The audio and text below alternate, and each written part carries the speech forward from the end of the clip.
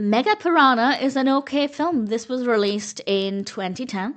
It's directed by Eric Forsberg and Stuart Gillard, written by Forsberg, with a cast including Paul Logan, Barry Williams, Jude, Gerard, Prest, Jesse Daly, Cooper Harris, and various others.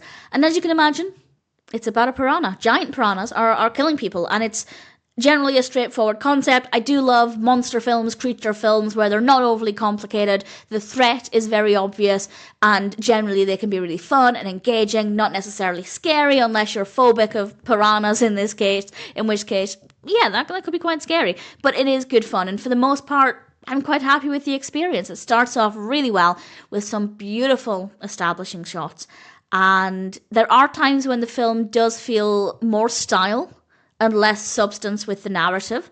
There are a lot of very impressive shots of the outdoors, some really good lighting and camera work and editing, and there are times when it feels like it's detracting from the main narrative itself. That's not to say the narrative is terrible. I just feel like it comes secondary to the visuals, and if you like films for the visuals, that's going to be absolutely fine. If, like me, you're more narrative driven, that means it's not going to be the strongest experience, but the narrative does still work well enough. I don't have any huge issues there.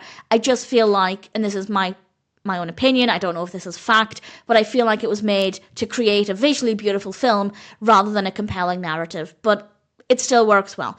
The music is pretty good, keeps the pace going, and yeah, occasionally it was a little bit too noisy for my liking, but in general, I don't have a problem with the music choice itself. The performances are quite good, visually absolutely stunning. It really is so beautiful to look at. Yes, I prefer narrative-focused films, and the narrative is still there, but I can definitely appreciate the visual quality here, so it has plenty to offer. Depending on what you're looking for, you might really love it, or you might think it's an okay experience. I'd say I'm somewhere in the middle there, and in general, if you're in the mood for a fun, visually gorgeous, monster horror film, give it a go. Mega Piranha is not too bad.